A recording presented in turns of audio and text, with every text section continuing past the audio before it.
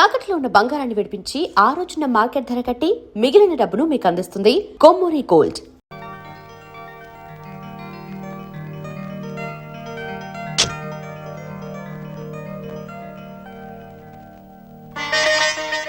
మరి నా ఆడపడుచు లాంఛనమో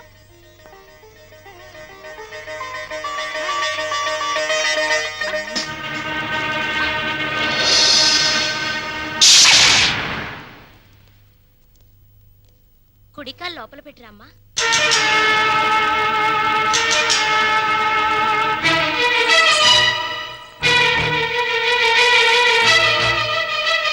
కాదు, కుడికాలు. కీప్ లెఫ్ట్ అన్నారు పోలీసోళ్ళు. అవునవును, కీపు ఎప్పుడు లెఫ్టే, వైఫే రైటు. ఈ జ్ఞానం ఎప్పుడు వస్తుందో. అత్తా మామూలుకి నమస్కరించమ్మా.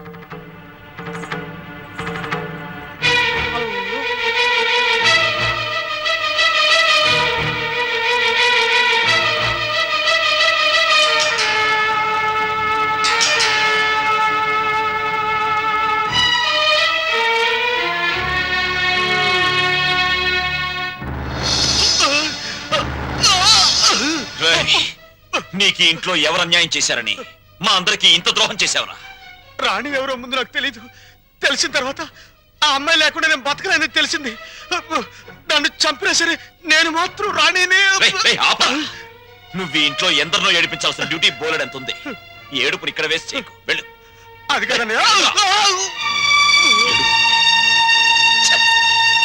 ఈ గొలుసు పెట్టుకో.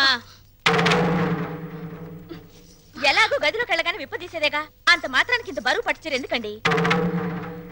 ఏ శుభకార్యమైనా సాంప్రదాయ సిద్ధంగా జరిగితే అది మాకు ముందే జరిగిపోయిందిగా. గడ్డిని తగలబెడటానికి పెద్ద దివిటి అక్కర్లా, చిన్న అగ్గి పుల్ల చాలు. ఆ అగ్గి పుల్ల నీ కోడలు నా కూతురు అన్నమాట.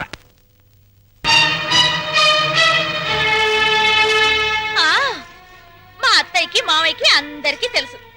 ఆ వీక్ పాయింట్ లీక్ అయ్యాకే నన్ను ఆయనకి తగిలించారు. ఫోన్లేండి, పెళ్లికి ముందు ఏం జరిగినా పెళ్ళయ్యాక ఈ తంతు తప్పదంటే మీకోసం కాసేపు కప్పుకుంటాను.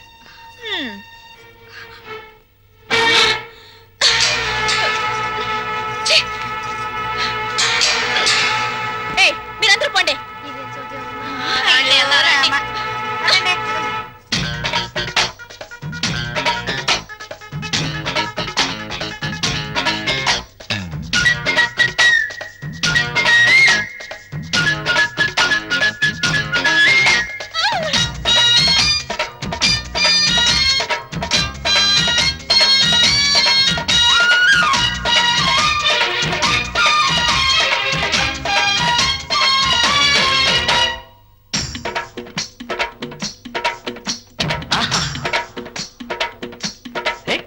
పదవిన రోలరు రథమా, పదవిన రోలరు రథమా, లారి లారి లారి లారి లారి లారి లారి లారి లారి లారి లారి లాల రథమా. ఏమండి, పెళ్లి నాటికైనా చేరతావా దీంట్లో? పెళ్లికెళ్తూ కూడా ఈ రోలర్ మీద ఏంటి నాన్న? ఎంచక్క కారులో వెళ్ళొచ్చు కదా. ఓరి యదవా, ఇది అచ్చొచ్చిన రోలరు.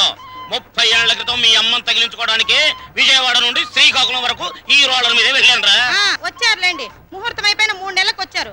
ఆ ముహూర్తానికి మా అక్కకు పెళ్ళైపోయి నేను బుక్ అయిపోయాను. షటప్ అయిపో. నన్నేమనంటే అప్పుడం అయిపోతావే అన్నవరనుకుంటున్నావే. జై కామరాజు వడయార్ అంటే మైసూర్ రాజేష్ ఆఖరి వంశం అన్నమాట. ఆ తాతలంతా ఏనుగులు ఎక్కారే. ఏనుగులు అయితే మేత బొక్కని ఏనుగుల మేసిన నీ రోలర్ మెయింటైన్ చేస్తున్నాను. పిచ్చిదానా. రోలర్ రథ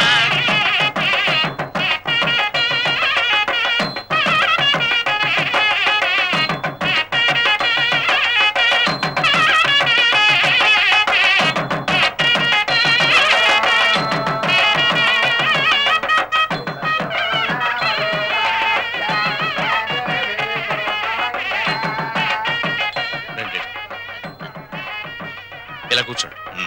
ఎక్స్క్యూజ్ మీ, ఒక్క నిమిషం. నమస్కారం. నమస్కారం, కూర్చోండి. బాగున్నారా? 2 లక్షలు. బాబు, నువ్వు వెళ్ళి పని చూసుకో.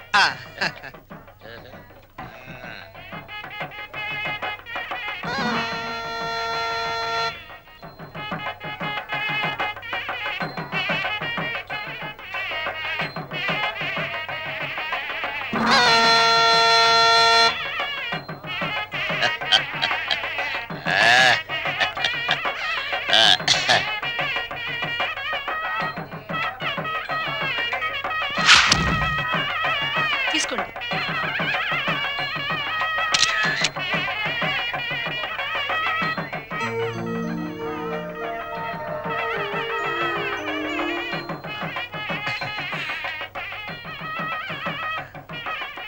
అమ్మా ఒక్కసారి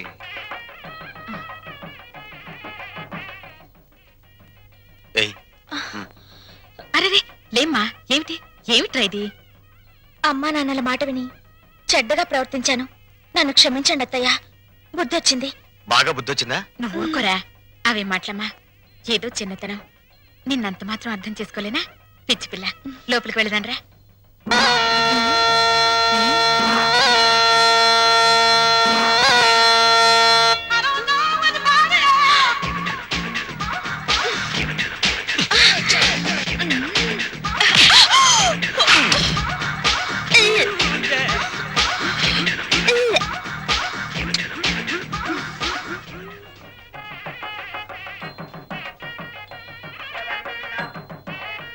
అత్తయ్య, ఏమిటి? ఏమైందమ్మా?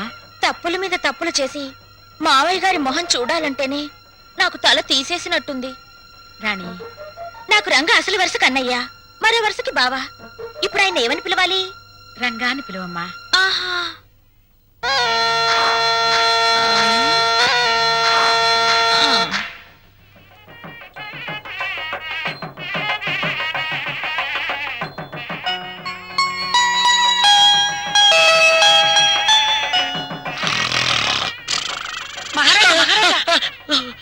మీరు ఎప్పుడైనా జైలుకి వెళ్ళారా? ఒకే ఒక్కసారి ఒకే ఒక్క రోజు వెళ్ళాను. అది నా రోలర్ కింద పంది పిల్ల పడితే. అక్కడ కోడికల కొండలరావుని చూసారా? ఆయన ఎవరు? నా మొగుడు. ఆ ఈ చాలు గాని ఇంకా చూసుకోండి. ఏంటది? పెళ్ళి.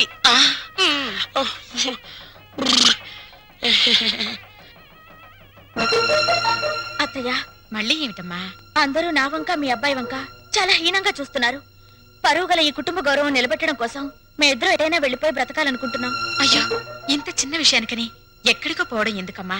మీ మావయ్య గారితో చెప్పి డబ్బుకి ఏర్పాటు చేస్తాను, ఏదో వ్యాపారం చేసుకోండి. ఉమ్మడాస్తితో వ్యాపారం చేసి రేపు పొద్దున దివాలా తీస్తే ఆ భారం మొత్తం కుటుంబం మీద పడుతుంది. అందుకని ఇద్దరి కొడుకులకి చెందవలసిన ఆస్తి ఎవరిది వారికి పనిచేస్తే మీకే బాధరబందీ ఉండదు. దీన్ని తగల పెడతానికి పెద్ద దివిటి అక్కర్లా, చిన్న అగ్గి పుల్ల చాలు. ఆ అగ్గి పుల్లే నీ కోడలు నా కూతురు అన్నమాట. కదత్తయ్యా?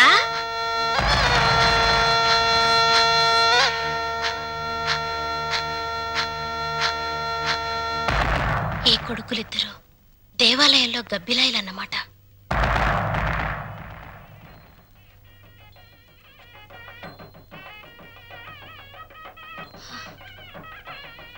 ఛ! అమ్మా, ఈ ఇంట్లో అన్ని అన్యాయాలు జరుగుతున్నాయి నాన్న. ఏమైందమ్మా? మా మరిది ఆస్తిలో వాటా కోసం ఏవేవో ఎత్తులు వేస్తున్నాడు. ఈయన వరుస కూడా పంపకం మీదనే ఉంది. అంతేనమ్మా, తల్లిదండ్రులు చూసేది పిల్లల పెంపకం, పిల్లలు చూసేది ఆస్తుల పంపకం. ఛ! మా మరిది చాప కింద నీరైతే ఈయన జేబులో తేల్లా కనిపిస్తున్నారు.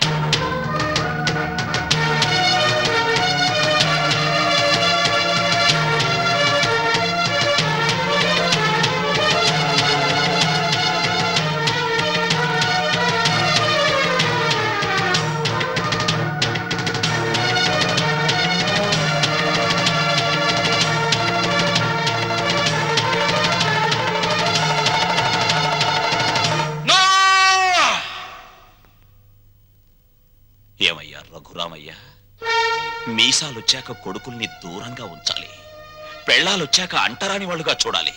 అది చేతకాక నా కొడుకులు, నా బిడ్డలు, నా సంతానం అని పట్టు కూర్చుంటే వాళ్ళు మాత్రం ఎంతకాలం ఊరుకోగలరయ్యా? పాపం అమాయకులు కాబట్టి, పెళ్ళాల పైట చెంగుల్ని పాము పడగలనుకుని భయపడే పసిపిల్లలు కాబట్టి ఇన్నాళ్ళు ఆగారు. ఇప్పుడు అడుగుతున్నారు. అడిగితే కాదనడానికి నువ్వెవరివయ్యా? పంచు ఆస్తుల్ని. రంగా, నువ్వు కూడా. పెద్దోడు చిన్నోడు చెప్పిందే కరెక్ట్ అంటున్నాను. చెప్పింది చేసి నీ పెద్దరికం కాపాడుకో. రే రంగా, నువ్వు వాళ్ళతో చేరి నన్ను వెన్నుపోటు పొడుస్తావురా? పెద్ద వాళ్ళకి తప్పట్లేదు వెన్నుపోట్లు, నువ్వెంత? ఇప్పుడు నువ్వు ఆస్తి పంచకపోతే రేపు నీ కొడుకుల మాటల పోట్లు, కోడల చేతి పోట్లు, కోర్టుల నోటీస్ పోట్లు, పోట్లు అన్ని పోట్లే. జాగ్రత్త. రంగా, అందరూ ఒకటిగా కలుసున్నప్పుడు ఆస్తి పంపకాలు ఎందుకురా? అమ్మా, ఈ చేతి వేళ్లున్నాయి, ఇవి అన్నం కలుపుకోవడానికి, తినడానికి, కడుక్కోవడానికి కలిసి ఉంటాయి. తిన్నాక వేటికవే నీకు నువ్వే నాకు నేనే అని మళ్ళీ మళ్ళీ దూరం అవుతాయి. నీ శరీరంలోని భాగాలే ఒకటిగా ఉండనప్పుడు నీ కడుపులో పుట్టిన బిడ్డలు మాత్రం ఒకటిగా ఎలా ఉంటారు? ఎందుకు ఉండాలి? రంగా, ఎందుకురా ఎందుకురా అందరూ కలిసి ఆయన్ని చిత్రహింస చేస్తున్నారు? అమ్మా, చిన్న కొడల కొడవలు ఆపేసి భోజనానికి రండి. ఏ విషయం తేలేదాకా మేమెవరం భోజనాలు చెయ్యం. రండి రండి.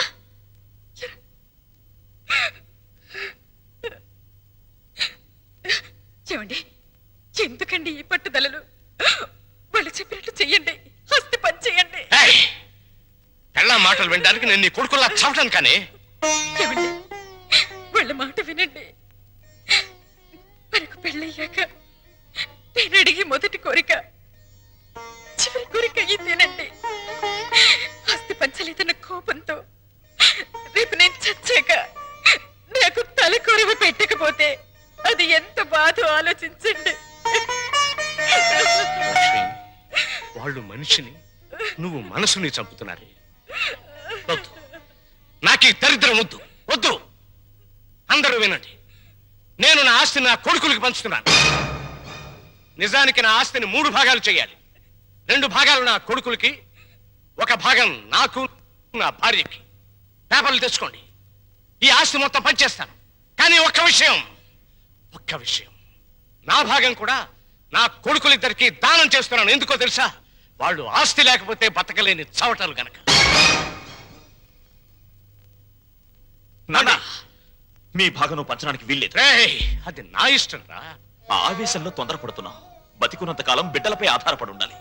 కాకి కెంగిలి విసురుతారు, కుక్క కన్నం పెడతారు గాని ఆస్తి లేని తల్లిదండ్రులకు ఖాళీ కంచ కూడా వాసన చూపించరు.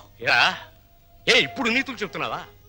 ఇందాక నాకు, ఇప్పుడు నా కొడుకులకి వెన్నుపోటు పొడుస్తున్నావా? రే, పంపకాలు పూర్తయ్యేదాకా నువ్వు లోపలికి వస్తే నన్ను చంపుకు తినంత ఒట్టు. పో బయటికి పోరా. పోతాను నాన్న, పోతాను. కానీ నేనేం చెప్పాను, ఎందుకు చెప్పానో కాస్త ఆలోచించుకో.